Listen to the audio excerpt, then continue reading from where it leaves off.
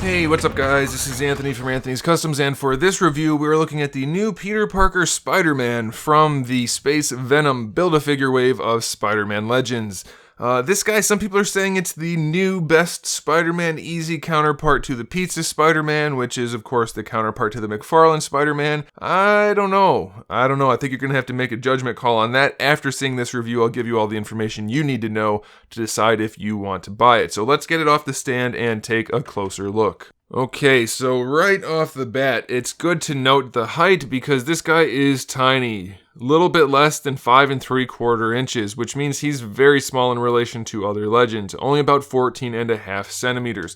I know he's supposed to be a teenager, but that seems awfully small, especially considering the fact that while it might be true to scale, most legends are not. Most are about 6.5 to 6 3/4 inches. That's going to make this guy look very, very small in comparison, so be aware of that. It's a very tiny figure in relation to the other legends.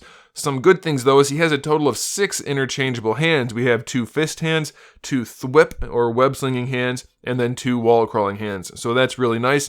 And we have the interchangeable Peter Parker head. It's not bad. The golden eyes are an odd choice. He's supposed to have hazel eyes, and it doesn't seem to me like anybody's quite sure what hazel is. Some people say it's like a bluish green, some people say it's a greenish brown. Either way, they're not supposed to be gold. So he looks kind of like a synth from Fallout, but otherwise, I mean, the paintwork's okay. It's not bad. The Spider-Man head is pretty good. It's definitely that more kind of cartoonish look, but it's fine, so that's good. The figure's anatomy is okay. It's pretty soft, but I think that's appropriate for a smaller, less matured Spider-Man, even though he's supposed to get really muscular from the radioactive spider blood. And then in terms of the paintwork, you can see the painted torso is a slightly different color red than, say, the shoulders, which are molded.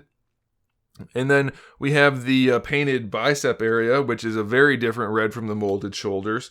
It's a lot darker, a little bit more red, and it's kind of glossy, so it's not great. To point out something about the web lines on his shin right here, you can see they don't line up on the front. If anything, they should not line up on the back, but the front's a bit of an issue. And then over here on the foot, they don't line up very well at all.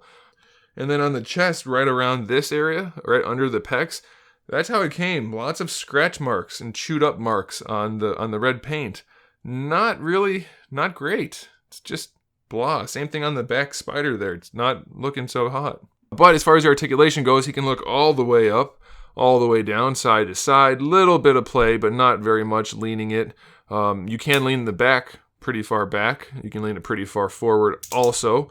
So plenty of posability in the torso. No complaints there. The shoulders, they go just past horizontal, so that's pretty good. They can rotate all the way around. Bicep swivels, no problem. Double jointed elbows, no problem. They still didn't paint the pegs. I guess I'm just used to that by now. The wrists do have a full swivel, of course, because they're interchangeable. They all have a hinge in them, so that's pretty good. Waist twist is fine. Hips go really far forward. No problem there at all. A little bit backwards. Out to the side, better than the Pizza Spider-Man, so that's a good thing. We have our thigh swivel, double jointed knees, and no problem for either of those. Of course, we have our boot swivel in here. For those of you that like that, it's included. We can bring the foot not so far forward. I would like it to go farther, especially for Spider-Man. They can easily adjust that articulation to do it, but most of the legends can't. I don't know why they haven't fixed that by now. It does go all the way back, though, and then, of course, we have our ankle rocker. So, pretty standard articulation. Articulation is definitely not a weak point for this figure. It's fine. The weak point is, I think, the size and the paint.